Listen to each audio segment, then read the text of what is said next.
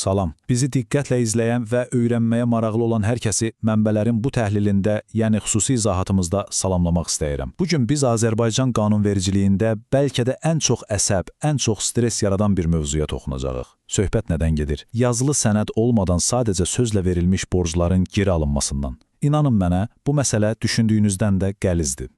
Gəlin belə bir situasiyanı təsəvvür edək. Lap yaxın bir dostunuz və ya qohumunuz yanınıza gəlir, təcili pula ehtiyac olduğunu deyir. Siz də pis olmayıb deyə sadəcə bir əl sıxışması, bir kişi sözü ilə pulu çıxarıb verirsiniz. Ortada nə bir kağız var, nə də qol çəkilmiş müqavilə. Təbii ki, vaxt keçir, amma pul qayıtmır. Zənglərinizə cavab verilmir. Həmin o məyusluğu, o çarəsizliyi yəqin ki, çox yaxşı tanıyırsınız. Elə deyilmi? Təəssüf ki, bir çoxumuz bu vəziyyətə düşmüşük. Yaxşı, gəlin vaxt itirmədən işə keçək. Biz bu məsələni tam 6 addımda həll edəcəyik. Borc müqaviləsi əslində nədir? Şahid ifadələri niyə məhkəmədə işə yaramır? Qanuni olaraq hansı sübutlardan istifadə edə bilərik? Polis və mediasiyanın rolu nədir? Faizləri necə qaytarmalıyıq? Və ən əsası, qələbə strategiyamız necə olmalıdır? Qısacası, o pulu geri almağın bütün sirrini açırıq. Birinci hissə. Borc müqaviləsi nədir? Hüquqi mahiyyət və forma. Hər hansı bir hüquqi döyüşə girməzdən əvvəl oyunun qaydalarını bilmək mütləqdir. Çox vaxt elə bilirik ki, müqavilə deyəndə ortada mütləq qalın bir kağız, möhür filan olmalıdır. Xeyr, qanun buna tam fərqli baxır. Mülki Məcəllənin 739.1-ci maddəsinə görə borc müqaviləsi pulu qarşı tərəfə verdiyiniz o saniyədən etibarən qüvvəyə minir. Təli, düz eşitdiniz. O pul əlinizdən çıxdısa, qanuni öhdəlik yaranmış sayılır. Kağız olmasa belə. İndi isə diqqətli olun, çünki qaydalar məbləğə görə kəskin dəyişir. Əgər verdiyiniz pul 200 manata qədərdirsə, problem yoxdur. Şifahi verə bilərsiniz və şahidlərlə bunu sübut etməyə sandır. Amma məbləğ 200-dən 3000 manata qalxanda, bax burada vəziyyət ciddiləşir. Şahid gətirmək qadağandır. 3000 manatdan yuxarı məbləğlərdə və ya hər hansı bir şirkətə borc verəndə isə yazılı kağız mütləqdir, yoxsa iqqa elə yerindəcə rədd ediləcək. Bayaq dediyim şahid məsələsi yəqin ki, diqqətinizi çəkdi. İkinci hissə, şahid ifadəsi niyə keçərsizdir? Ən böyük hüquqi maneə. Gəlin bu dərdi biraz da açaq. Hamımızın inandığı böyük bir mif var. Eybi yox, pulu verəndə yanımda qonşu var idi, qardaşım var idi, gedib məhkəmədə deyərlər. Dostlar, unudun bunu. Əgər borc 200 manatdan çoxdursa, yanınızda düz 10 nəfər and içsə belə, onların məhkəmədəki sözünün hüquqi dəyəri təmiz sıfırdır. Nə qədər qərbə səslənsə də belədir. Və bunun çox sərt, bir o qədər də konkret bir səbəbi var. Mülki Prosessual Məcəllənin 89-cu maddəsi deyir ki, əgər qanun bir faktın yazılı sübut olunmasını istəyirsə, siz bunu şahidlə sübut edə bilməzsiniz. Hakim o ifadələri sadəcə qulaq ard edəcək. Yəni biz məcburuq ki, başqa yollar axtaraq. Bəs o başqa yollar nələrdir? Üçüncü hissə, qanuni sübut növləri və ya alternativ sübutlar. Gəlin rəqəmsal dövrün bizə verdiyi üstünlüklərə baxaq. Günümüzdə çoxumuz pulu elə kartdan karta atırıq. Əgər pulu atanda o təyinat yerinə sadəcə borc sözünü yazmısınızsa, əla, bu əlinizdə olan ən birbaşa və güclü sübutdur. Amma o yeri boş buraxmısınızsa, bax bu əsl baş ağrısıdır. Hakim hardan bilsin ki, bu borcdur? Bəlkə siz kiməsə köhnə borcunuzu qaytarırdınız ya da hədiyyə verirdiniz. Bunu sübut etmək üçün bank çıxarışını mütləq WhatsApp yazışmaları ilə birləşdirməli olacaqsınız.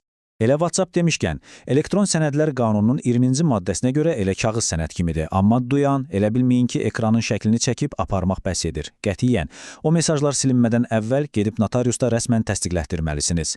Və təbii ki, yazışmanın içində məbləğ və ən əsası, pulu filan vaxt qaytaracağam sözü açıq-aydın görünməlidir. Bəs səs yazıları? Bəli, bu da işə yarayır. Amma çox ehtiyatlı olmalısınız. Səsi mütləq özünüz yazmalısınız. Üçüncü bir şəxsin hardansa gizli çəkiliş etməsi qanunsuzdur. Səsdə borcun məbləği aydın eşidilməli və söhbət ancaq borcdan getməlidir. Qarşı tərəfin şəxsi ailə həyatına, sirrinə falan girmək olmaz. Yoxsa qurban ikən özünüzü müqəssir qismində görə bilərsiniz. Keçək 4-cü hissəyə. Polis və mediasiya addımları. Məhkəməyə getməmişdən əvvəl prosesi bizim xeyrimizə fırladacaq rəsmi rıçaqlar var. Bilirsinizmi, qanun tələb edir ki, məhkəmədən əvvəl məcburi mediasiya, yəni bir növ barışıq görüşünə gedəsiniz. Bəziləri buna vaxt itkisi kimi baxır, amma əslində bu bir növ qızıl biletdir. Orada razılığa gəlsəniz, bağlanacaq sənəd dərhal məhkəmə qərarı gücünə minir. Heç bir uzun məhkəmə zallarına ehtiyac qalmır. Daha bir inanılmaz taktika isə polisə müraciətdir. Əgər adamın sizi bilərəkdən aldatdığını, yəni ortada bir dəladuzluq olduğunu düşünürsünüzsə, dərhal polisə şikayət edin. Bilirsiniz nə olacaq? Polis o şəxsi çağırıb ondan rəsmi izahat alacaq və budur, həmin o izahat sizin mülki işiniz üçün hazır, yazılı etiraf kağızıdır. Bia ki o qorxulu şahid qadağasından çox ustalıqla beləcə yan keçmiş oluruq. 5-ci hissə. Faizlər və geri qaytarma. Pulunuzun dəyəri. Çünki kimsə sizin pulunuzu illərlə özündə saxlayıbsa, o pulun da bir dəyəri var axı. Əgər borcu sübut edə bilsəniz, Mülkü Məcəllənin 739.2-ci maddəsi sizə böyük bir güc verir. Borcun faizini tələb etmək. Düstura əsasən ana məbləği götürüb, qanuni faiz dərəcəsinə və gecikən günlərin sayına vurursunuz, yəni sadəcə verdiyiniz pulu deyil, pulun o adamda qalıb istifadə edildiyi müddət üçün də kompensasiya ala bilirsiniz. Amma burada yadda saxlamağınız gerəkən tək bir rəqəm var. 3. Əgər pulu verəndə konkret gün danışmamısınızsa və məbləğ 110 manatdan çoxdursa, birdən-birə gedib pulumu ver deyə bilməzsiniz. Qanun deyir ki, o adama düz 3 ay əvvəldən rəsmi xəbərdarlıq etməlisiniz. Bu müddəti gözləmək şərtdir. 6-cı və sonuncu hissəmiz. Qələbə strategiyası. Gəlin bütün bu danışdıqlarımızı bir yerə toplayaq və necə hərəkət edəcəyimizə baxaq. Deməli planımız belədir. 1. Qarşı tərəfə WhatsApp-la rəsmi tələb göndəririk və bunu notariusda təsdiqlədirik. 2. Məcburi mediasiyana gedirik və şansımızı orada sınayırıq. 3.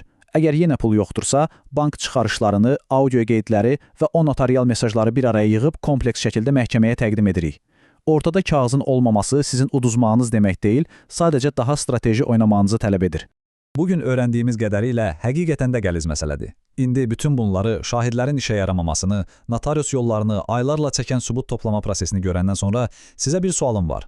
Sizcə bir daha kiməsə sadəcə kişi sözü ilə sənədsiz pul vermək bu qədər baş ağrısına və riskə dəyərmi?